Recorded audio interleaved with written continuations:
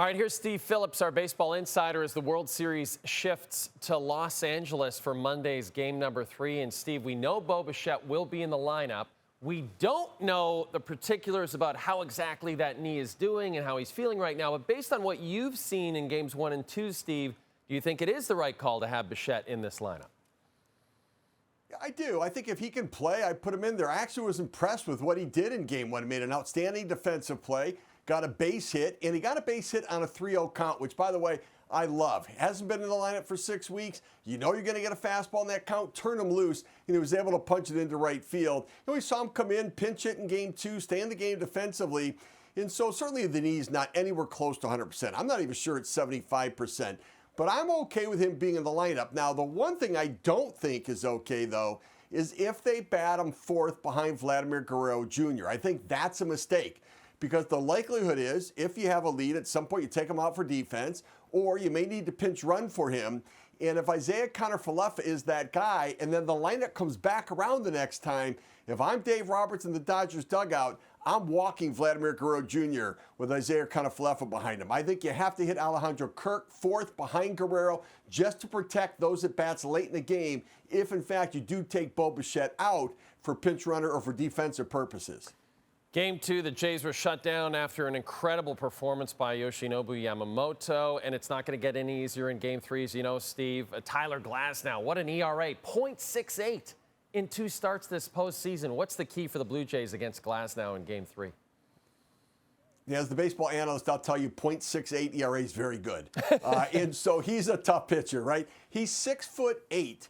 He releases the ball. His extension toward the plate is 7.6 feet toward home plate. So he is one of the longest extensions where the perceived velocity is much higher than the real velocity, because it's like he's handing it to the catcher when he throws it. Very difficult to hit. He has good secondary stuff, an outstanding curveball and a slider, 2-seam fastball, 4-seam fastball. The key is hit the fastball. What you don't want to do is fall behind in the count and have him go to that Uncle Charlie, that curveball, that wicked wipeout slider. But he also is a guy that can scatter it at times. The Blue Jays, they're very good at it. They have to force Glasnow over the plate. If he's off the plate, take it. Take the walks if he gives it to you. Get hitters counts where you're forced to throw a fastball over the plate and then take advantage of getting that fastball. So there's a pathway to beat Glasnow. He's not nearly as efficient as the other starters in this rotation, but he does have electric stuff. Max Scherzer has electric stuff. He is, I would say, in the twilight of his career. I think that's a nice way of putting it.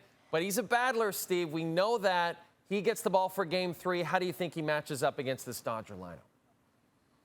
So it's so interesting. I was a little surprised, I have to admit. I thought that Shane Bieber would get the Game 3 start like what they've done throughout the playoffs to this point. Although Scherzer was really good in Game 4 in the League Championship Series against Seattle, better than Bieber was certainly in Game 7, although Bieber's Game 3 performance excellent too. I think for Max Scherzer, he's got to go out there and get through the first inning. He's got an ERA over 12 in the first inning during the course of the season.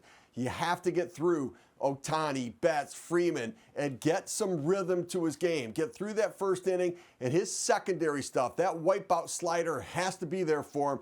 If he's forced into throwing fastballs, the Dodgers are going to take advantage of him. I think it's going to be a really interesting game, and enough cushion from the offense would allow him to be more aggressive in the strike zone. They need to score to take the pressure off of Scherzer.